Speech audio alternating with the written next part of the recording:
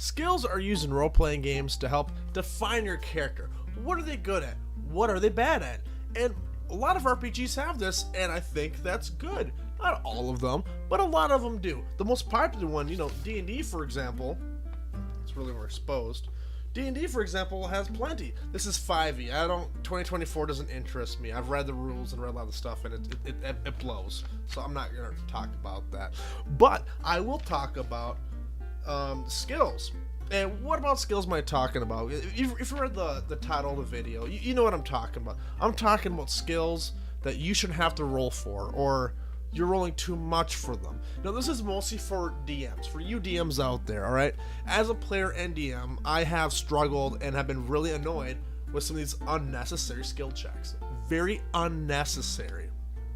Let's talk about those common ones. The most common skill check is perception. Now, perception, that makes sense. Do you notice anything? What do you perceive? Are you good at perceiving things? And that makes sense. That's really, I have a roommate, for example, he would notice a cookie on the floor, right? Like a little cookie. I would walk over that for a week and a half and never once notice that cookie, but he would notice it. Great guy. But there comes a time when it is something that literally anybody with working eyes can do. And I call this the fridge in the room, okay? So imagine you are in a big empty room, and in the middle of it is a refrigerator. And then your DM asks, roll perception to see if you can see the refrigerator. It's not a magic refrigerator, it's just a big box. Is your character so dumb that he can't see the only thing in the room? Let's talk about a better example. Okay, so your character walks into the tavern. The classic tavern, but you're not just there for no reason. No, you're there, perhaps you're looking for somebody, or perhaps you're just looking around. Do you really need to be super skilled to look around and see the guy in the bright red robe sitting in the corner? No. No, you don't. That's a fridge in the room, especially if you're looking for him. Your character can't do this? They can't look around?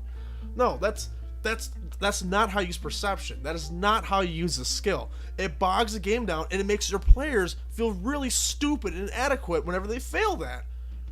How did I not see him in the room? I'm literally looking at him. In real life, yeah, that happens to me all the time. But my character should be able to see him. He's right there. He's not hidden. And it drives me nuts. DMs, it makes your players miss so many good opportunities. Or they walk in hey, I'm trying to see is there anybody who is gambling? Because I want to gamble a little bit. All right. And there's DM says roll perception. Why? If you're gambling, you got. It's not exactly quiet. You look around, you see guys throwing bones. There you go. There's your gambler. Why do I have to roll perception for it? It's super obvious. There's other skills too that are overly rolled for. Like I said, my players, I've never once made them roll perception on something that didn't matter. That's another thing too. Don't make your characters roll skills on stuff that doesn't affect the story or how anything works at all. Don't do that either. If there's no punishment or no gain from it, then why bother? Then don't. I also hate the whole thing where it's there's a shop in town. Well, I literally one time had to roll persuasion to ask somebody where the shop was. It was a guard. What the guard couldn't understand my statement? Hey man, I'm looking for a blacksmith. You know where I can find him? I don't know where to find him. I live here, and I don't understand your question. Piss me off. But there's other skills too that I'm gonna go through to bring up this point, because some of you DMs may not realize you do this. Climbing stuff. All right, I've seen this a lot too. Roll acrobatics or athletics to climb a ladder. Climb a ladder? What? You're too dumb to climb a ladder? A ladder is literally designed to move vertical easily, but your character can't do it. Why not? What, because some magic dice in some metaverse just says no? What? That's stupid. It'd be like if you went to your house and suddenly you just can't climb your stairs because some mysterious presence says you can't. No, that's stupid. Now, if it was like a rock wall, like a rocky wall, sure, 100%. Make a check for that, because that can be hard to find the right grip and having a good grip. And yeah, that can be challenging, 100%. Or another one too is rope. Now, a lot of people take a step back. All right. So for people like me, or used to be me, who are fat pieces of crap, who sit in their house all day, you got to remember, especially in Dungeons and Dragons, you are an adventurer. You are someone who's in decent shape. He doesn't have time to sit around, eat Cheetos, and play video games. No, they're out and about. This is medieval times. They're out and about. They're always active. So they're gonna be in good shape. Climbing a ladder, climbing a rope shouldn't be that hard. I can do it, and I'm a fat slob. I don't need some sort of magical check. It's not hard to climb a rope. When was the last time you climbed a rope? Probably a lot of you have never climbed a rope. A lot of people never have. I was shocked how many people never had to do it. It's really not that hard. All right, you could be like 250 pounds. You might struggle a little bit, but you would be climbing that rope. It's really not that hard. And so your character should be able to do that just fine. Cut your speed in half, movement speed in half, and move on. There's just so many things people forget when they play Dungeons and Dragons. They forget the role playing. You are not yourself. You are somebody else. Pull yourself away from, the modern times, and put yourself in the Renaissance with magic. You got to put yourself somewhere else, where the culture is going to be different. The thought process is going to be different. Another one drives me crazy. Another one. People always use the investigation check wrong. Investigation is not you looking around the room or looking for something specific. Investigation is more like, it's like a detective skill. And I have some issues with investigation, which I'll get to in another video. But investigation is like, okay, so you're walking around and you're there's an elevator that has like a rope pulley system, right? And you're at the bottom of this mine shaft, and all of a sudden it snaps. And you grab the rope, and you see it has burnt ends. You don't need a roll investigation to realize the burnt ends. It means someone casted a fire magic on it and cooked it. It doesn't take a genius to figure that out. If it was something more like, if it's like cut or frayed, maybe that's when investigation comes in. Because depending on how you slice that rope, you can determine how it's frayed and how everything is, the timing and everything. Okay, so the timing of when it was cut and everything, your character can make a better assertion of what exactly broke the rope. Was it tension? Was it cut? Was it sliced? How was it broken? Was it broken bit by bit? Because depending on how you do it, the rope is going to fray a little different. And that's what investigation is for. Investigation is for, like detective stuff. Where did the injury come from? Where this, whose blood could this be? And that's kind of what it's for. It's a hard check to make, and I have problems with it. But like I said, I'll get that in another video. My problems, really quick, are just that should be something the player should figure out with the DM giving them, like context clues. But whatever. Another one I want to talk about is perception and persuasion. Oh my god. There's so many DMs who just want to fight every single little thing. They don't want you to be able to talk your way out of stuff. They really want to railroad you, even when it makes no freaking sense. Okay, so let's say this. You're a security guard at work, right? You have your uniform on, it says, butt liquor security. You got your badge, and you got your little car with the picture thing, your little ID badge too, and you're sitting at work, and you're just like, it's whatever, it's check the cameras, do your patrol once in a while, it's one day, some guy comes in, he's wearing He's wearing a uniform. He has his own badge. And he says, "Hey, I'm supposed to be working here today. Do you know who I talked to?" Your first response isn't going to be, "This guy is a spy. He needs to go. We need to get rid of him." No. No, it's not. This is just some dude. He's like, "Hey, man, I work here." Like, nobody wants your job. Your job is not that exciting.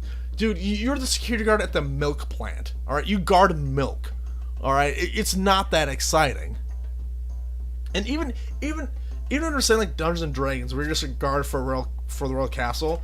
If a guy comes in guard armor and everything, he's like, "I don't know who to talk to, but I was transferred here from the Baron, down the way. He told me to come down here and get some training from one of you guys or something." And you're not gonna be, the guard's not gonna immediately be like, "Oh nope, this guy's lying. He's an adventurer. He's here to steal our gold and booty." Like, especially when there's no alert to begin with. It's like, "Oh, okay, I didn't hear about this, but this is the medieval times or Renaissance. Like sometimes messages don't get around, or don't come across well, or maybe the messenger got something. But like, okay, we can figure this misunderstanding. Just come in, we'll figure this out. We'll talk to somebody." And as an event, and that's one of the things I've had a problem with. My guy was a dude in the armor.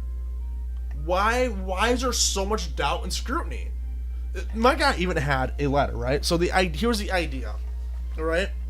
So in his armor, in his cuirass, he had it was wax stamped, but he kept it in his armor. He got it wet. So when he pulls it out, here it is. Sorry, the wax got rubbed off in the armor, and it's really hot and sweaty in this thing, as you know. And so hopefully the writing's okay. And this guy's like, okay, so you got the armor, you got the attitude, you got you're at the right place. And I can't, I can't read this, but what are you here for? A transfer? I mean, sure. Like, why would he doubt you? You're lying. You traveled all the way you traveled 30 miles to go and sneak into this castle for no particular reason, in guard armor too, and this letter. You're lying because I can't read it. No, it's like, that's annoying. No, we'll talk to your supervisor and get things figured out. And in an event like that, as a DM, I would just say, don't bother rolling deception. Maybe make it easy deception at least. But just say, what? That's a really clever lie. That's really smart. If this is Pathfinder, you have a disguise skill. But why roll deception? Like, it's a good lie, very good lie, and everything kind of makes sense. I would at least talk to you. Something's up. These things happen. What? I'm gonna just send you back because it's brutally hot outside, and you brought me the letter. It's a little sweaty. It's hard to read, but everything makes sense. I mean, your player put a lot of time and work into that lie. He got the materials, he got the armor. He put a lot of work into it. Why block him off? Do you know why you're blocking him off, Mr. DM? Do you know why? It's because you're the DM. You're aware of the lie. But here's the thing, like I said before, to that guard, why would it be a lie? This stuff happens all the time. People get transferred, throughout the kingdom all the time. Why would this be a very special instance? Why is this guy super suspicious? And to wrap this up, just DMs, be mindful of what you are making your players make checks for. Once again, if it's the fridge in the room, roll perception to see the Christmas tree in the middle of the desert that they're 10 feet away from. Like, it really breaks immersion, breaks character. It really does. When it's something so stupid simple, and what if they fail? If they get natural one? Oh, what? They can't see the tree in front of them? They can't do it? Or, once again, they can't climb the stairs? But no, it breaks immersion. And when you do it so often, too, it also bogs down the game. I've seen it. every 5 minutes, roll perception, roll perception, roll perception. Just sometimes just let something be visible. Okay, just let it be. Just like describe it. It's your job as a DM to describe things. If your player does something really smart and clever, and they put together this really good plan to make something work, don't make the whole thing fall apart because they got a 5 on the roll. Like, that just ruins a whole experience. Sometimes just let it go. They were smart. They put all these pieces together. They worked really hard on it. You should be proud of them, not punish them. Because when a character fails so many checks all the time, it really breaks the character. It's an issue. Let's say you're playing a bard, right? And the backstory is, he's been an entertainer all his life. He practices lute every day, and he's just a star lute player. And and his backstory is he used to sing to the children and the people in his village, and people loved him. And then he was known by his name of Bob the Fantastic Looter, the lute guy, Bob the lute guy. And so the next town, he fails every check. Every single check. He's trying to perform every single time. And as a player, that player's like, this isn't my character. This isn't who he is. Why can't he play the lute? Why can't he play the songs? He knows these songs. Why can't he play any of them? What's going on? Unless you have a good narrative for it, but otherwise it just makes the game not fun. It doesn't make sense for your character to suddenly not do something that they've always been good at. Anyway, you guys have fun, play your games, and yeah, I will be here with more advice and thoughts on D&D and, role-playing games.